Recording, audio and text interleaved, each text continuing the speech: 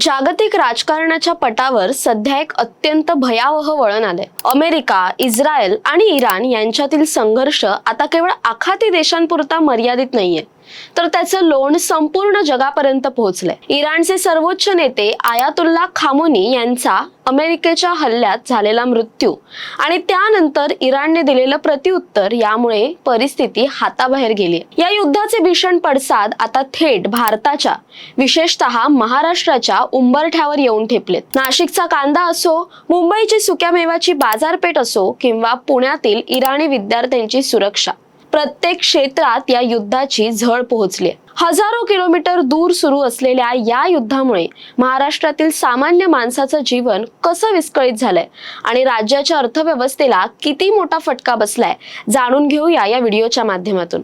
नमस्कार, मी संचारी आकेरकर आणि आपण पाहताय टाइम महाराष्ट्र। या युद्धाचा सर्वात मोठा तडाखा बसलाय तो जागतिक सागरी व्यापाराला। होर्मुझची सामुद्रधुनी, जी जागतिक तेल व्यापाराची जीवनवाहिनी मानली जाते, ती सुरक्षेच्या कारणास्तव अधिकृतपणे बंद करण्यात आली आहे।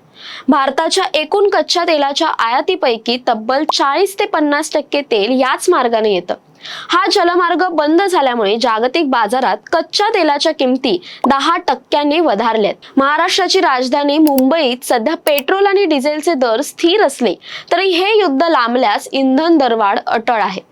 इंधन महागलं की त्याचा थेट परिणाम वाहतूक खर्चावर होतो आणि पर्यायाने सर्व जीवनावश्यक वस्तू महागतात। महाराष्ट्रातील सामान्य जनतेला महागाईच्या एका नवीन लाटेचा सामना करावा लागण्याची भीती आता निर्माण झाली आहे। शेती क्षेत्राचा विचार केला तर उत्तर महाराष्ट्र, विशेषतः नाशिक, जळगाव आणि धुळे जिल्ह्यांना युद्धाचा सर्वाधिक फटका बसलाय। सध्या रमजानचा महिना सुरू असल्याने आखाती देशांमध्ये नाशिकच्या द्राक्षांना आणि कांद्याला मोठी मागणी असते। मात्र दुबई आंतरराष्ट्रीय विमानतळ बंद झाल्याने आणि सागरी मार्ग विस्कळीत झाल्याने ही निर्यात पूर्णपणे ठप्प झाली।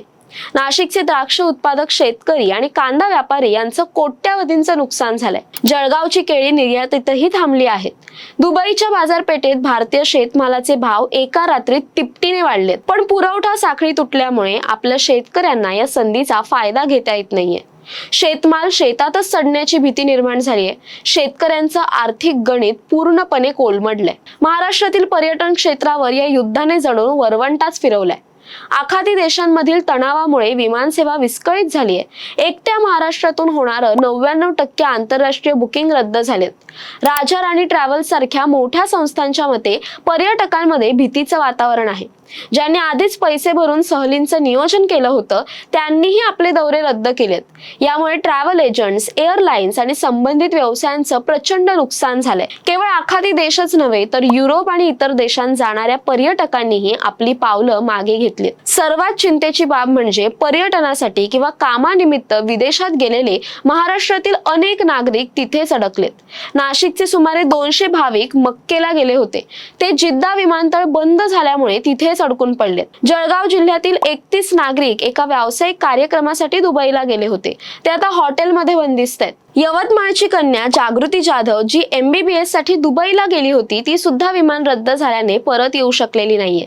पिंपरी चिंचवडच्या माजी नगरसेविका सुमन नेटके यांच्यासह 40 ज्येष्ठ नागरिकांचा गट दुबईत अडकलाय। लातूर, धाराशिव आणि पुण्याचे विद्यार्थी वसतिगृहात भीतीखाली वावरतायत। उमरग्याचे माजी मुख्याध्यापक शिवानंद डळगडे यांनी व्हिडिओ संदेशाद्वारे आपली व्यथा मांडली। हे सर्व नागरिक सध्या सुरक्षित असले तरी त्यांना घरी परतण्याची ओढ लागली आणि त्यांच्या कुटुंबियांच्या जीवात जीव राहिलेला नाहीये।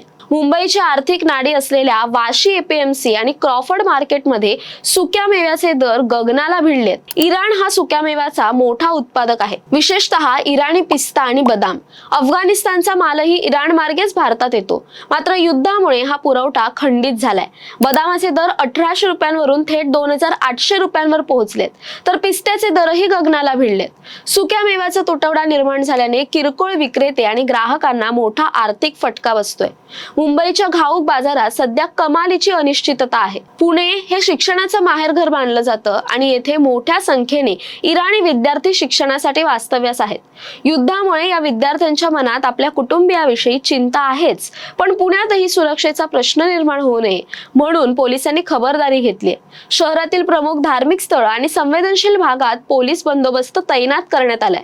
विशेष म्हणजे पुणे पोलिसांनी या इराणी विद्यार्थ्यांशी संवाद साधून त्यांना दिलासा दिलाय ज्या विद्यार्थ्यांच्या व्हिसाची मुदत संपत आली आहे त्यांना ती वाढवून देण्यासाठी कायदेशीर मदत करण्याचं आश्वासन प्रशासनाने दिले।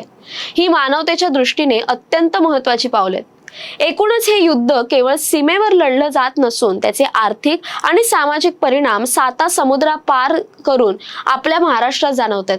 जीवनावश्यक वस्तूंची टंचाई, इंधन दरवाढ आणि आपल्या नागरिकांची सुरक्षा ही सरकार पुढील मोठी आव्हाने आहेत। केंद्र आणि राज्य सरकारने समन्वय साधून अडकलेल्या भारतीयांना सुखरूप मायदेशी आणण्यासाठी एअरलिफ्ट सारखी विशेष मोहीम राबवणं आता काळाची गरज बनली आहे।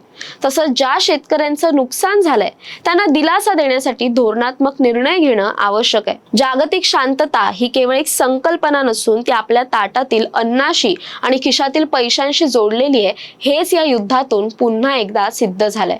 दरम्यान या सर्वाबद्दल तुमचं काय मत आहे कमेंट करून नक्की कळवा। तसेच अशा नवनवीन व्हिडिओसाठी टाइम महाराष्ट्राला सबस्क्राईब करा। धन्यवाद।